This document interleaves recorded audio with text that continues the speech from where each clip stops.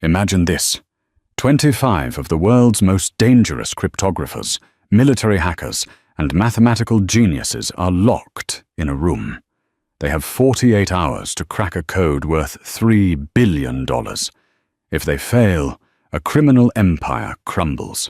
For 2 days, they sweat, they scream, and they fail. Then, a waitress, a girl making $4.25 an hour plus tips, wearing a stained apron, walks by. She looks at the screen for exactly 6 seconds, whispers 3 words, and changes the underworld forever. This isn't a fairy tale. This is the story of how Cyrus Valenti found his queen in the dirt, and why you never underestimate the person refilling your coffee. Sit down. This gets messy. The rain in Chicago didn't wash things clean. It just made the grime slicker. Inside the VIP back room of the Velvet Lounge, the air was thick enough to choke a man. It smelled of stale cigar smoke, ozone from overheating server racks, and the distinct, metallic scent of fear. Cyrus Valenti sat at the head of a mahogany table that was worth more than most people's houses. He was 32, dressed in a bespoke charcoal brioni suit that fit his broad shoulders like armor. He didn't look like a thug. He looked like a CEO of a Fortune 500 company, which, in a way, he was. The only difference was that his board of directors carried suppressed Sig Sauers, and his hostile takeovers involved body bags. But tonight, Cyrus was losing. "Explain it to me again," Cyrus said. His voice was quiet. Cyrus never shouted. Shouting was for men who didn't have control. Dr. Aris Kovic, a former NSA cryptographer who had been dishonorably discharged for selling state secrets, wiped sweat from his balding forehead with a trembling handkerchief. He was one of the 25 experts Cyrus had cycled through in the last 48 hours. "Mr. Valenti," Kovic stammered, pointing at the single massive monitor mounted on the wall. It's not a standard encryption. The Sanctum Ledger wasn't just password protected by your late father. It's a shifting algorithm, a polymorphic cipher." "English, Kovic," Cyrus said, lighting a cigarette. The flame illuminated the sharp angles of his jaw and the cold, predator-like focus in his eyes.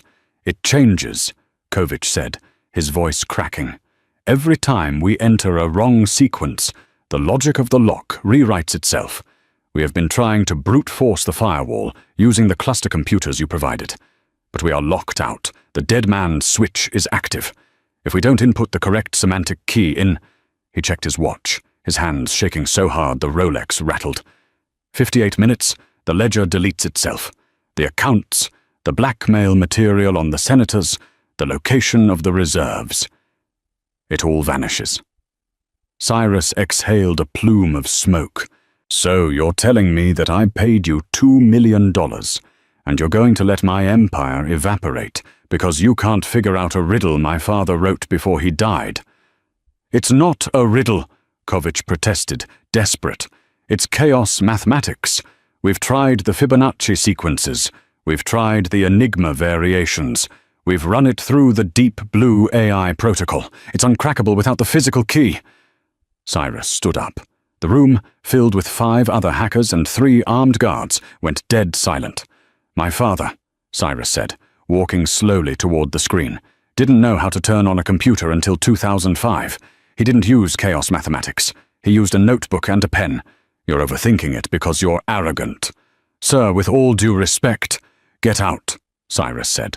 "Sir, get out. Take a break. Go to the bar. Get some coffee. If you aren't back in 10 minutes with a fresh perspective, I'm going to have Victor break your fingers one by one so you can't type the wrong code ever again." Kovic turned pale. He nodded frantically and scrambled out of the room, the other technicians following him like rats fleeing a sinking ship. Cyrus was left alone with his second-in-command, Cale. "Boss," Cale said, his voice low, "we're running out of time. The Commission is breathing down our necks. If we lose the ledger, the Russians move in on the south side by tomorrow morning." "I know," Cyrus snapped. He rubbed his temples. He was exhausted. He hadn't slept in 3 days. He needed caffeine, and he needed a moment to think, without the hum of servers and the smell of cowardice. "Let's go to the front.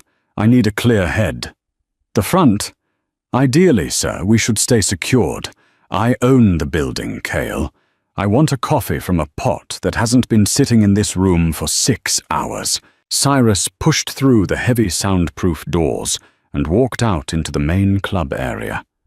Since it was a Tuesday afternoon, the club was closed to the public. The neon lights were off. The only illumination came from the service lights over the bar, and that was where he saw her. Nora Solis was invisible. She had perfected the art of it. She was 24, with messy dark hair tied back in a utilitarian bun and eyes the color of oxidized copper. Her uniform was a size too big, hanging off a frame that was too thin. She had been working at the Velvet Lounge for 3 months, and in that time she had spoken maybe 50 words to the management. "Yes, sir. Right away, sir. Sorry about the wait." She was the ghost who wiped the tables, the shadow who polished the glasses. Nora wasn't just a waitress.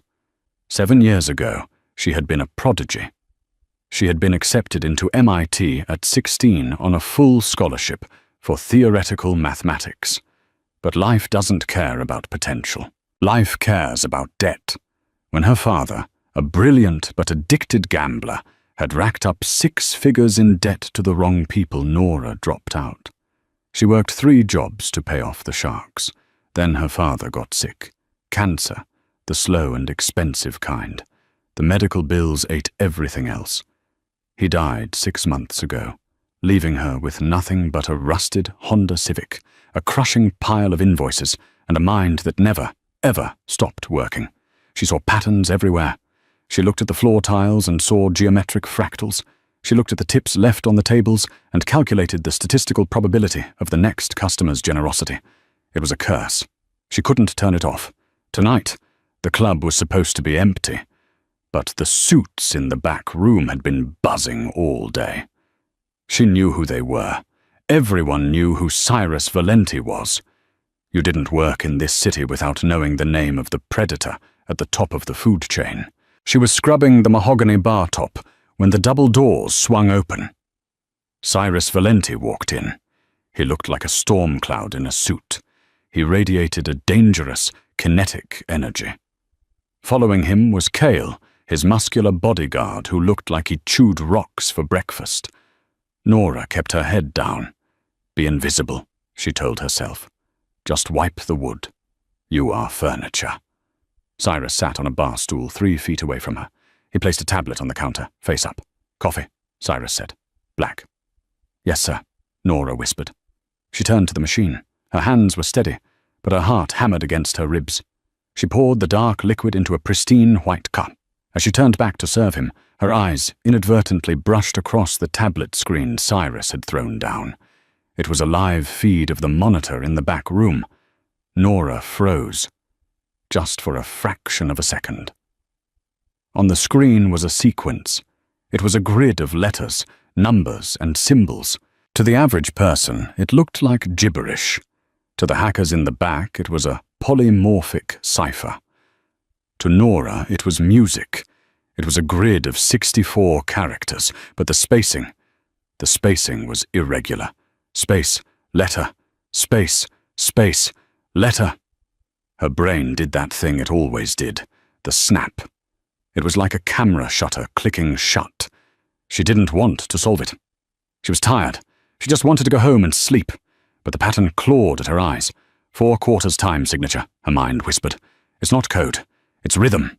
She set the coffee down in front of Cyrus. "Anything else, sir?" she asked, her voice raspy.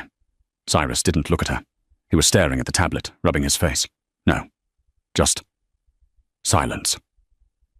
Nora nodded and stepped back. She should have walked away. She should have gone to the kitchen. But then Kovich, the sweaty expert, burst through the doors from the back hallway, followed by 2 other men. They were arguing loudly. "It's an RSA 2048 encryption." "No," one of them shouted. "We need a quantum key. It's not RSA, you idiot," Kovich yelled, waving his hands. "It's a variation of the Visionaire square. But the keyword is shifting based on the timestamp." Cyrus slammed his hand on the bar. The sound was like a gunshot. "I said silence!" Cyrus roared. The men froze. Cyrus picked up the tablet and shoved it toward Kovich. "Look at this. You have 40 minutes left. The screen is mocking you. My father wasn't a mathematician. He was a bootlegger who liked opera and boxing." "Why is there a % sign next to the letter Q?" Kovich squinted. It's clearly a syntax error in the code, sir. A decoy." Nora was wiping a glass. She couldn't help it. She mumbled, barely audible. "It's not a syntax error. It's a rest note."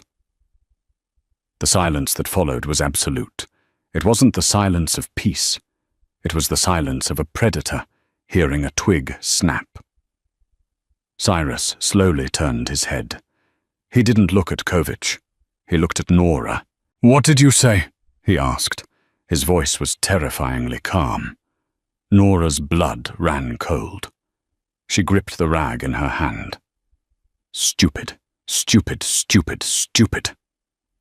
"Nothing, sir," she said quickly, lowering her eyes. I'm sorry. I'll go to the kitchen." "Stay right there," Cyrus commanded. He stood up and walked the 3 steps to where she stood behind the bar. He towered over her. He smelled of expensive cologne and tobacco. "You said it's a rest note," Cyrus said. "Explain." "Sir, she's just a waitress." Cale stepped in, his hand moving toward his jacket. "She doesn't know anything. I'll get rid of her." "I am talking to her," Cyrus said, not breaking eye contact with Nora. "You looked at the screen. You saw the grid. What did you see?" Nora looked up. She saw the exhaustion in Cyrus's eyes, but she also saw intelligence. He wasn't like the men in the back room who were obsessed with their own cleverness. He just wanted the answer. She took a breath. If she was going to die, she might as well be right. "The experts are looking for a mathematical formula," Nora said, her voice gaining a little strength. "They think the symbols are variables. They aren't." She pointed a shaking finger at the tablet on the bar. "Your father. You said he liked opera."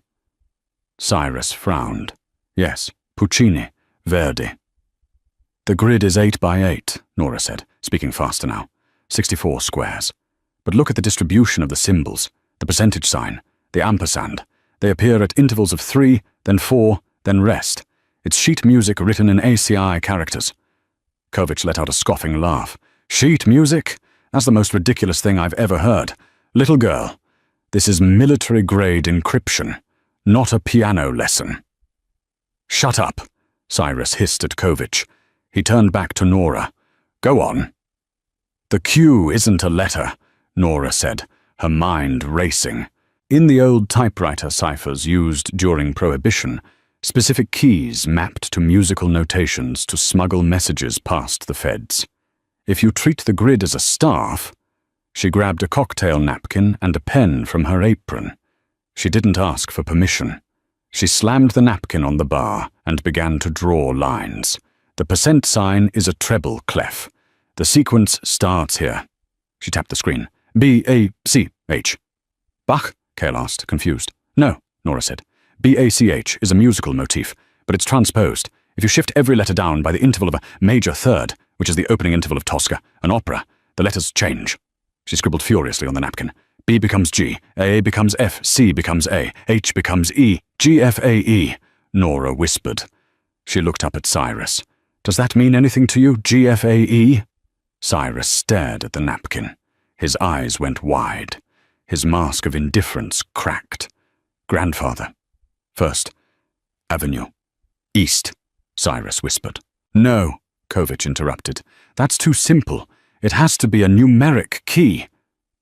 "It's not a location," Nora said, cutting him off. "It's the keypad pattern."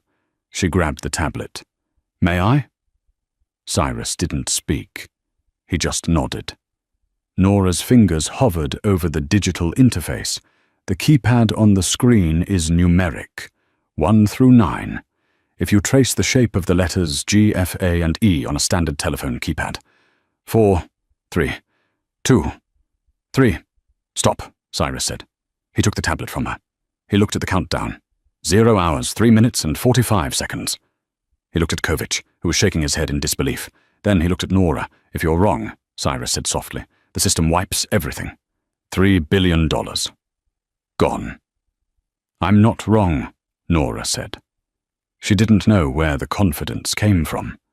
Maybe she was just tired of men like Kovich, thinking they owned the world because they had degrees. Your father didn't trust computers. He trusted Tosca. He trusted the music. Cyrus turned the tablet around. He typed in the sequence Nora had indicated. Not the numbers, but the pattern corresponding to the musical transposition.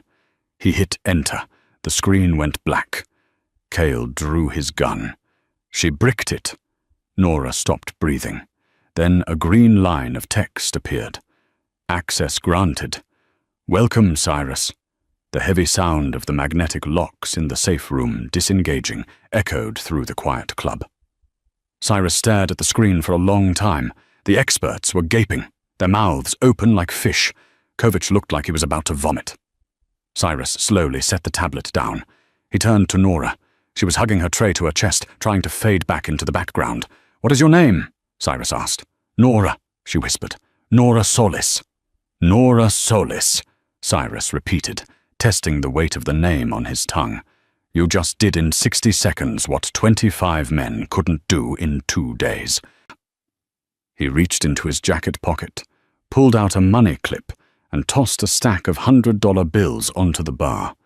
It must have been $5,000. "Take the night off," he said. Nora stared at the money. It was more than she made in 4 months. I can't take that." "It's a tip," Cyrus said. He signaled to Cale. "Clear the room. Fire Kovich. Fire all of them, and bring the car around." "Yes, boss." Cyrus looked at Nora one last time. There was something in his gaze, not just gratitude. It was calculation, curiosity, and hunger. "Don't go far, Nora Solis," he said. "I have a feeling I'm going to have a lot more puzzles for you." He walked towards the back room to claim his empire. Nora stood there, her heart pounding, looking at the money. She thought it was over. She thought she had won a lottery and could go back to her quiet, desperate life. She was wrong. She hadn't just opened a safe. She had opened a door into a world she wasn't ready for, and Cyrus Valenti wasn't the kind of man who let a useful asset walk away. Here is the continuation of the story, picking up immediately after Nora left the club. Underscore, underscore, underscore, underscore, underscore, underscore, underscore, underscore, underscore, underscore, underscore, underscore, underscore, underscore, underscore, underscore. The $5,000 lasted exactly 6 hours. Nora sat at her kitchen table, staring at the peeling yellow wallpaper of her studio apartment in the South Side. The table was covered in red-inked letters. Final notice, past due, immediate legal action.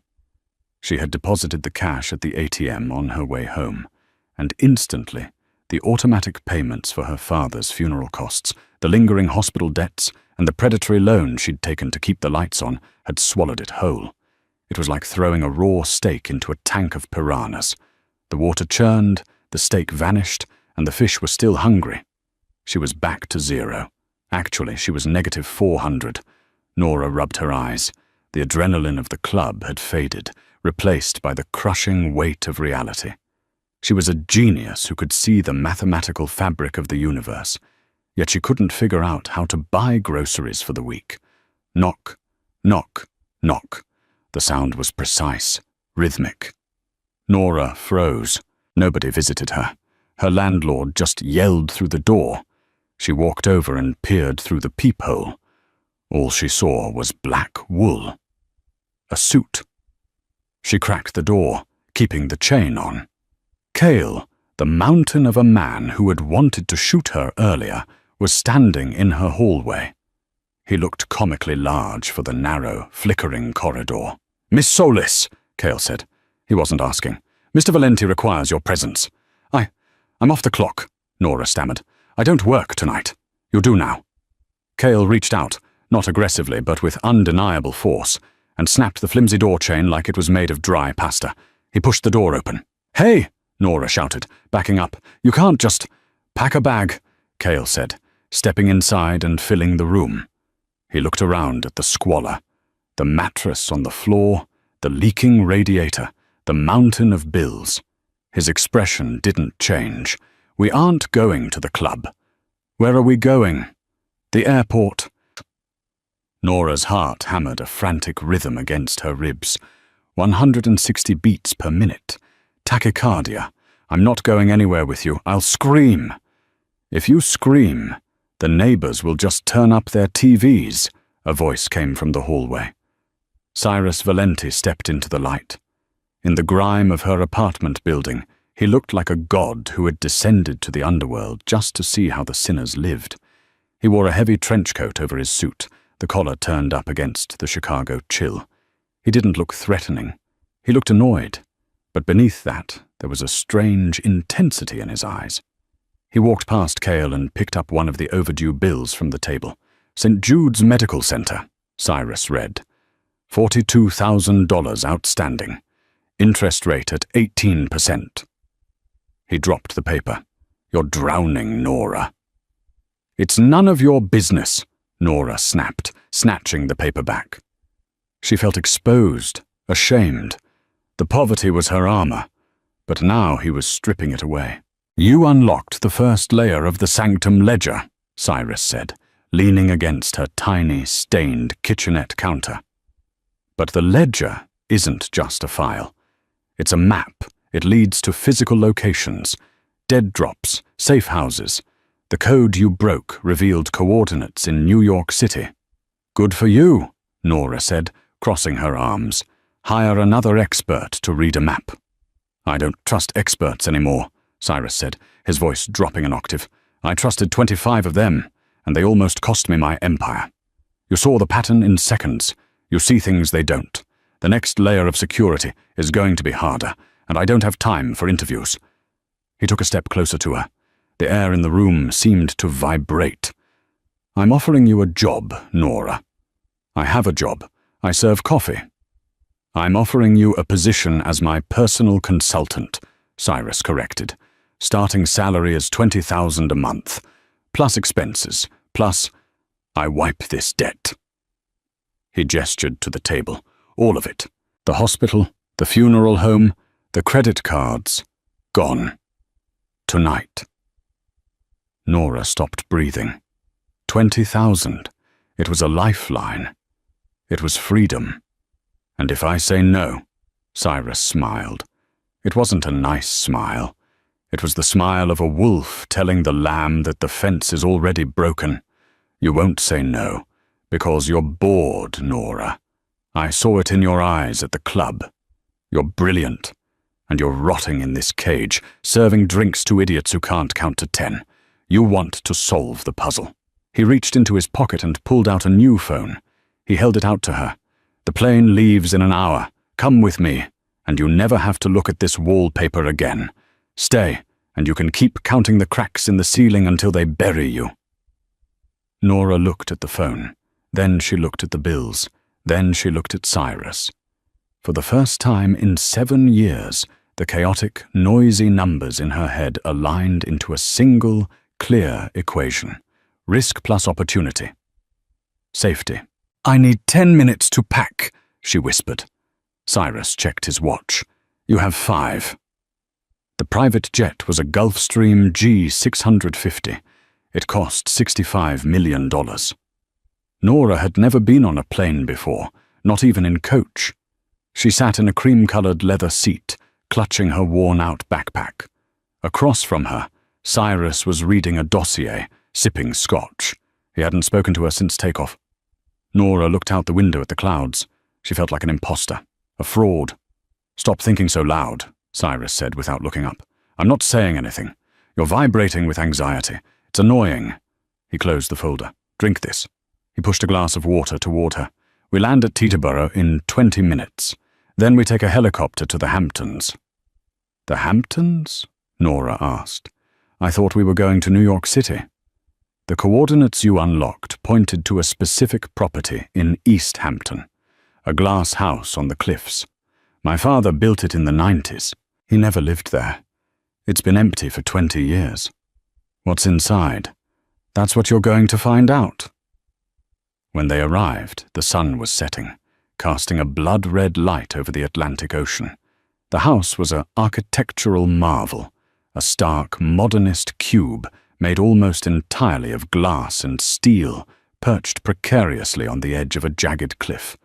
It was beautiful, and it was terrifying. Cale stayed by the helicopter with the pilot.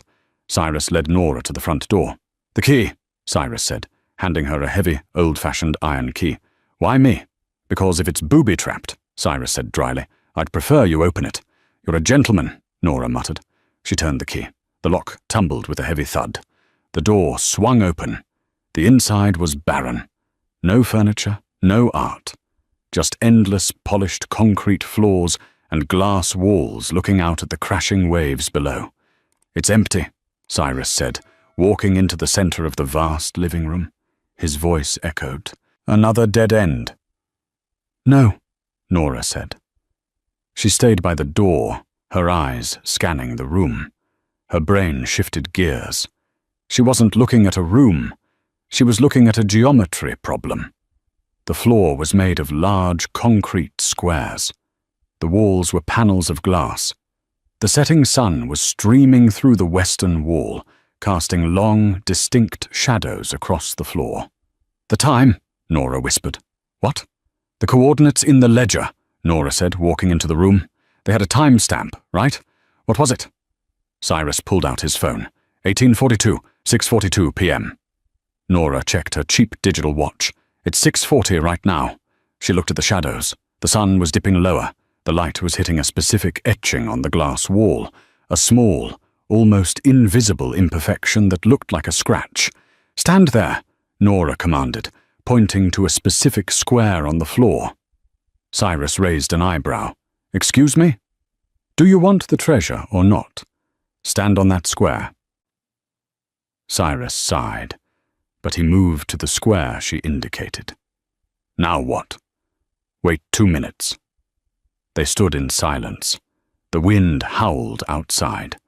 The sun sank lower. The beam of light passing through the scratch on the window moved across the floor like a laser pointer. At exactly 6:42 p.m., the beam of light hit the square Cyrus was standing on. But it didn't just hit the floor. It hit the large diamond ring on Cyrus's pinky finger, the family signet ring he always wore. The light refracted through the diamond, splitting into a prism, and hit a specific sensor hidden in the far wall that looked like a thermostat. Click! A low rumble shook the house. "Jesus!" Cyrus muttered, stepping back. The center of the concrete floor began to descend. It was a hydraulic lift. "It wasn't a digital lock," Nora said, a small smile playing on her lips. "It was a solar alignment, like the Egyptians. Your father really was dramatic." "He was a lunatic," Cyrus corrected, but he sounded impressed. He looked at Nora. The way the sunset lit up her face made her look less like a starving waitress and more like a sorceress. "After you." They stepped onto the platform and descended into the dark. The basement was a climate-controlled server farm. It hummed with power. Rows of hard drives blinked in the darkness. "This is it," Cyrus said, his voice reverent. "The Black Archive. Every deal, every bribe, every leverage point the Valenti family has collected for 50 years. It's all here." He moved to the main terminal. "If I can sync this with the Chicago network, I own the city. The Romanos, the Russians, they'll be kneeling by morning." He began to type. Nora hung back. Something felt wrong. Her eyes scanned the room. The servers were arranged in a U shape. The wiring ran along the ceiling in neat bundles. Blue, red, yellow, blue, red, yellow. Then in the corner, blue, red, red, the pattern broke. "Cyrus," Nora said, her voice trembling.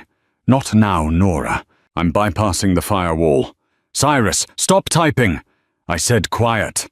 "The wiring," Nora screamed. "It's not a server farm. It's a circuit." Cyrus froze. His finger hovered over the Enter key. "What are you talking about?" "Look at the corner," she pointed. "The cabling pattern shifts. That's not data transmission. That's C4 wiring. This isn't a vault. It's a bomb." Cyrus stared at the corner. He saw the faint, blinking red light taped behind a bundle of wires. It's a kill switch, Cyrus realized, his face paling. If I access the data, it triggers the detonator. My father didn't build this to store power. He built it to bury his successor if they were greedy. We have to get out, Nora said. Now. Suddenly, the hydraulic lift they had come down on groaned and began to rise, without them on it. Cale, Cyrus shouted into his radio. Cale, bring the lift down. Static. Then a voice that wasn't Cale's. Sorry, Dom. Cale is currently taking a nap. A permanent one. Cyrus's blood turned to ice. He knew that voice. Arthur, Cyrus growled. Arthur Sterling, the family lawyer, the man who had been the executor of the will, the man who had hired the 25 experts. You were never supposed to crack the code, Cyrus. Arthur's voice echoed through the basement speakers. You were supposed to fail, so the assets would revert to the estate, to me. But then you brought in that little waitress. She's clever. Too clever. But she led you right into the grave. You killed my father, Cyrus said, the realization hitting him. He was old, he was weak, and you're just a thug in a suit. Goodbye, Cyrus. The speakers clicked off. A digital timer on the wall lit up. 5 o'clock, 4:59. 5 minutes, Cyrus said. He looked at the heavy steel blast doors that had sealed the room. We're sealed in. He's going to bury us under the Atlantic. He pulled his gun and fired at the control panel of the door. Sparks flew, but the door didn't budge. He threw his shoulder against it. Nothing. For the first time, Cyrus Valenti looked truly helpless. He slid down the wall, sitting on the cold floor. I'm sorry, he said. He looked at Nora. I dragged you into this. You should be pouring coffee in Chicago. Nora stood in the center of the room. Her breathing was shallow. Panic was clawing at her throat. She wanted to curl up and cry. She wanted to scream. But the numbers were still there. She looked at the bomb wiring. She looked at the server racks. She looked at the timer. 4:15. Shut up, Nora said. Cyrus looked up, startled. What? I said shut up. I can't hear the pattern when you're pitying yourself. Nora walked over to the wall of servers. She ripped the panel off the main terminal. Wires spilled out like guts. Arthur thinks this is a trap, Nora muttered, her hands moving fast, tracing the lines. But he's a lawyer. He doesn't know engineering. He hired someone to rig this. So every system has a logic, even a bomb. She grabbed a pair of wire cutters from a toolkit left on the floor. Cyrus, give me your belt. My belt? The buckle. I need to bridge the circuit. Cyrus ripped his belt off and handed it to her. The timer is connected to the server boot sequence, Nora said, sweat dripping down her nose. If the servers shut down, the bomb goes off. If the timer hits 0, the bomb goes off. So we're dead either way. No, we need to create a loop, an infinite loop. We need to make the computer think it's constantly rebooting, freezing the timer between seconds. She jammed the silver belt buckle between 2 exposed copper contacts on the motherboard. Sparks showered over her hands. She flinched but didn't let go. Type, Nora yelled. What do I type? Cyrus scrambled to the keyboard. The Fibonacci sequence, but in reverse. Fast! Cyrus's fingers flew across the keys. He didn't ask why. He just trusted her. 21, 13, 8, 5, 3, 2, 1, 1. Enter! Nora screamed. Cyrus hit enter. The room went black. The hum of the servers died. The silence was deafening. Nora closed her eyes, waiting for the fire, waiting for the end. 1 second, 2 seconds, 3 seconds. Nothing happened. Then the emergency red lights flickered on. The timer on the wall was frozen. 0:01. The bomb was dormant. Nora let go of the belt buckle and collapsed onto the floor, gasping for air. Her hands were burned, her uniform was ruined, and she was shaking uncontrollably. Cyrus sat there in the red light, staring at the screen.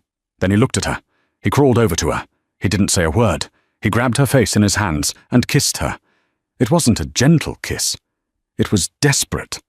It was the taste of survival and adrenaline and sudden, overwhelming realization. He pulled back, breathing hard, his forehead resting against hers. "You didn't just solve the puzzle," Cyrus whispered, his voice rough. "You saved my life." Nora swallowed hard. "I just wanted the $20,000. Cyrus laughed. It was a genuine, jagged sound. "You're going to get a lot more than that," he said. He stood up and offered her his hand. "Now, let's get out of here. I have a lawyer to kill." The red emergency light in the bunker bathed them in the color of blood. Nora Solis lay on the cold concrete floor, her chest heaving, staring at the frozen timer on the wall. 0:01. 1 second. They were living in the single second between life and death. Cyrus pulled her up. His grip was iron, but his hands were shaking. The adrenaline that had sustained them during the hack was crashing, leaving behind the raw, jagged reality of their situation. "We aren't safe yet," Cyrus rasped. He looked at the heavy blast doors. "Arthur knows the timer stopped. He knows we're alive. If I know him, he's sending a cleanup crew to finish what the bomb didn't." Nora wiped soot from her cheek. "The lift," she said, her voice sounding foreign to her own ears. Stronger, harder. "You said you could override it." "I can," Cyrus said, moving to the manual hydraulic release wheel on the far wall. It was rusted, meant for maintenance only, but it's going to be slow, and we're sitting ducks on the way up. He grabbed the wheel and strained. His suit jacket ripped at the shoulder, the veins in his neck corded with effort. With a groan of metal on metal, the wheel turned. The floor shuddered, and the platform began to inch upward, crawling back toward the glass house above. The ascent took 5 agonizing minutes. Cyrus stood with his gun drawn, shielding Nora with his body. Nora didn't hide behind him, though. She stood at his shoulder, clutching the tablet, the only thing that mattered now. It contained the local copy of the Sanctum Ledger. It was the smoking gun, the shield, and the sword all in one. When the platform locked into place in the living room, the sun had fully set. The glass house was the black box reflecting the moon. The wind howled through the open front door. "Stay down," Cyrus whispered. He swept the room with his weapon. The helicopter was still on the pad, blades drooping in the wind. The pilot was gone. Cale's body was gone. The silence was absolute, which was worse than gunfire. It meant they were alone in the middle of nowhere. "He left us," Cyrus realized, lowering the gun slightly. "Arthur didn't send a crew. He left us here because he thinks we're ghost stories. He thinks even if we survived the bomb, we're stranded on a cliff in the Hamptons while he takes over the city. He underestimated you," Nora said. Cyrus turned to her. The moonlight caught the sharp angles of his face. He looked wrecked, bruised, dirty, exhausted, but his eyes were burning with a cold, terrifying fire. "No," Cyrus said. "He underestimated you." He walked to the helicopter. "Get in. Do you know how to read an altimeter?" "I can figure it out," Nora said, climbing into the co-pilot seat. "It's just variables and rates of change." Cyrus fired the engines. The rotors whined, then roared, slicing the night air. As they lifted off, leaving the glass tomb behind, Nora looked at the sprawling darkness of the Atlantic Ocean below. She should have been terrified. Yesterday, her biggest fear was a declined debit card. Tonight, she was flying a stolen helicopter with a Mafia Don, carrying a digital nuclear bomb. "Where are we going?" she shouted over the headset. "The police!" "The police are on Arthur's payroll," Cyrus's voice crackled in her ear. "If we land at a precinct, we'll be dead in a holding cell within the hour." "Then where?" Cyrus banked the chopper hard to the west, toward the glowing halo of New York City on the horizon. "Arthur is hosting the Sterling Foundation Gala tonight at the Met," Cyrus said. "It's his victory lap. He's going to announce the merger of my family's assets with his shell companies. All the heads of the 5 families will be there. The senators, the press." "We're going to a party?" Nora asked, looking at her ruined uniform. "We're going to a funeral," Cyrus corrected. His. Underscore, underscore, underscore, underscore, underscore, underscore, underscore, underscore, underscore, underscore, underscore, underscore, underscore, underscore, underscore, underscore. The flight to Manhattan took 40 minutes. Cyrus flew with a reckless precision, cutting through the skyline, bypassing air traffic control with codes he shouldn't have known. They abandoned the helicopter on a private helipad on a rooftop in the Upper East Side, a building owned by one of Cyrus's few remaining loyalists. They didn't have time to shower. They didn't have time to change. Cyrus tore the remaining sleeve off his ruined jacket, revealing the holster and the white dress shirt, stained with grease and dried blood. He looked like a fallen angel who had fought his way out of hell. He looked at Nora. She was covered in dust, her hair wild, her apron torn. "You ready?" he asked. Nora tightened her grip on the tablet. She visualized the gala, the noise, the variables. She closed her eyes for a second, finding the rhythm. Tempo, allegro con fuoco. "Let's go," she said. Underscore, underscore, underscore, underscore. Underscore, underscore, underscore, underscore, underscore, underscore, underscore, underscore, underscore, underscore, underscore, underscore. The Metropolitan Museum of Art was a fortress of light. Limousines idled 3 deep at the curb. Paparazzi flashbulbs popped like strobes. Inside, the Great Hall was transformed into a sea of tuxedos, silk gowns, and fake smiles. Arthur Sterling stood on a raised dais in front of the Temple of Dendur. He looked immaculate in a midnight blue velvet tuxedo. He raised a glass of champagne, basking in the applause of the city's elite. "To the future," Arthur projected, his voice smooth and cultured. "For too long, the Valenti business has been mired in the past, in brute force. But tonight, we turn a page. We embrace efficiency. We embrace—" Boom! The heavy double doors of the hall didn't just open. They were kicked open. The sound echoed like a thunderclap, silencing the orchestra instantly. 500 heads turned. Cyrus Valenti walked in. A collective gasp sucked the air out of the room. It wasn't just that he was supposed to be dead. It was how he looked. In a room of polished diamonds and manicured hands, he was a walking wound. He carried the violence of the underworld right into their cocktail party. And beside him walked Nora. She didn't walk behind him. She matched his stride. Her face was smudged with soot, but her chin was high. She looked at the crowd not with fear, but with the analytical detachment of a scientist looking at bacteria in a petri dish. "I think you forgot to send me an invite, Arthur," Cyrus called out. His voice wasn't loud, but it carried to the back of the room. Arthur dropped his champagne glass. It shattered on the marble, the crystal spraying over the shoes of a senator. "Security!" Arthur screamed, his composure cracking instantly. "Remove them! They are trespassers! He's unhinged!" 4 security guards started to move forward, hands reaching for concealed weapons. "Stop!" Nora yelled. It wasn't a scream. It was a command.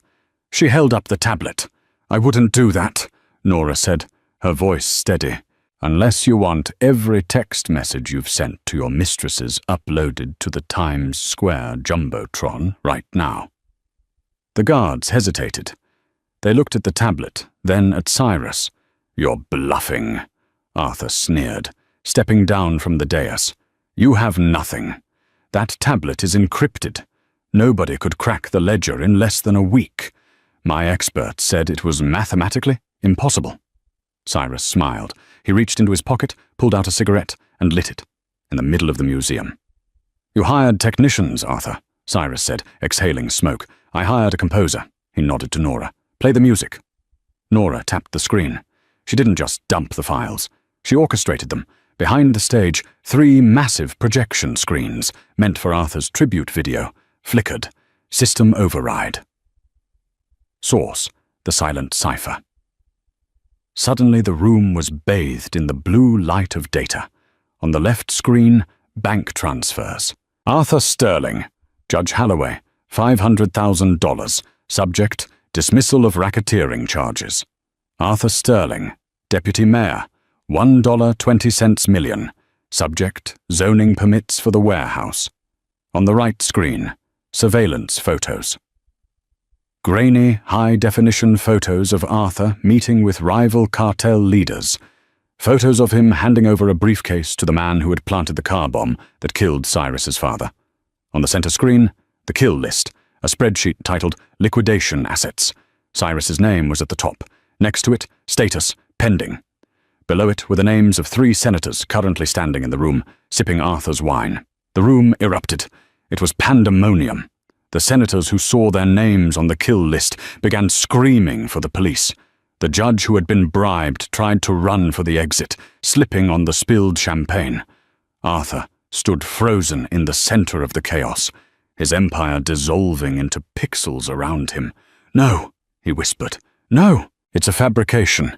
It's a deep fake." He reached into his tuxedo jacket. He pulled out a sleek, silver pistol. He didn't care about prison anymore. He just wanted to stop the man who had risen from the grave to humiliate him. He aimed the gun at Cyrus's chest. "Die!" Arthur screamed. Nora didn't think. She didn't calculate. She saw the angle of Arthur's arm. She saw the distance. $D = 15 feet $. She saw Cyrus standing calm, accepting the bullet. Nora threw the heavy, ruggedized tablet. She threw it like a frisbee, with all the desperate force of a woman who had already survived a bomb that day. The tablet spun through the air and slammed into Arthur's hand just as he pulled the trigger. Bang! The shot went wide, shattering a priceless Greek vase. The gun clattered to the floor. Before Arthur could dive for it, Cyrus was there. Cyrus didn't hit him. He didn't shoot him. He simply grabbed Arthur by the throat and lifted him off the ground. "You wanted the family business," Cyrus whispered into Arthur's ear, his voice a low growl that only the 2 of them could hear. "This is the business. It's not numbers. It's blood. And you don't have the stomach for it."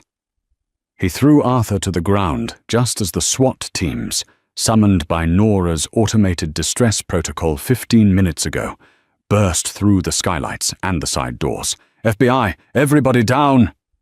Laser sights danced through the smoke and confusion. Arthur was tackled, cuffed, and dragged away, screaming obscenities. The guests were herded out. The flashbulbs kept popping, capturing the image that would be on the cover of every newspaper in the world the next morning. Cyrus Valenti, standing amidst the ruins of the gala, lighting another cigarette. And Nora Solis, the invisible waitress, standing beside him, the architect of the chaos.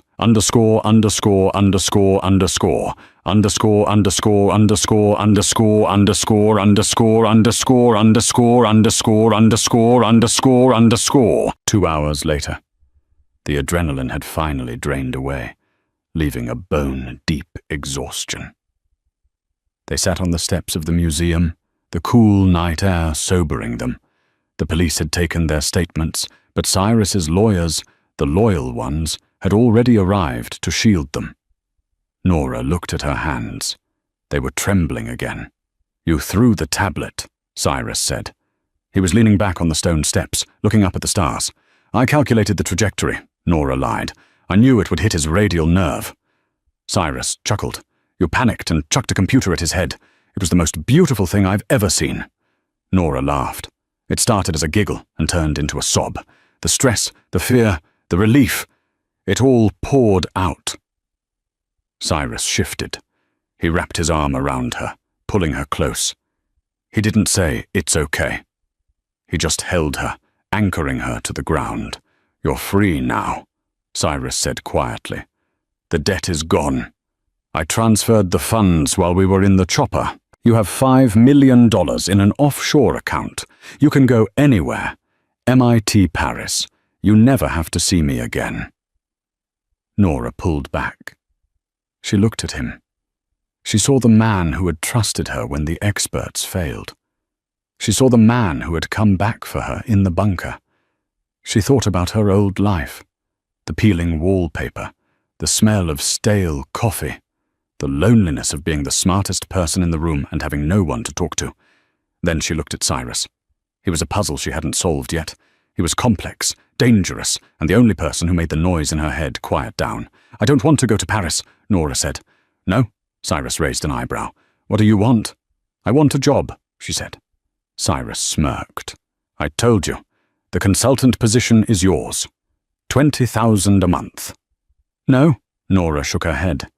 She stood up, brushing the dust off her skirt. She looked down at the Mafia Boss. "I unlocked a $3 billion empire for you tonight. I saved your life twice. I don't want a salary." "What do you want?" "Equity," Nora said. 50%. Cyrus stared at her. His eyes widened, and then a slow, genuine smile spread across his face. It transformed him.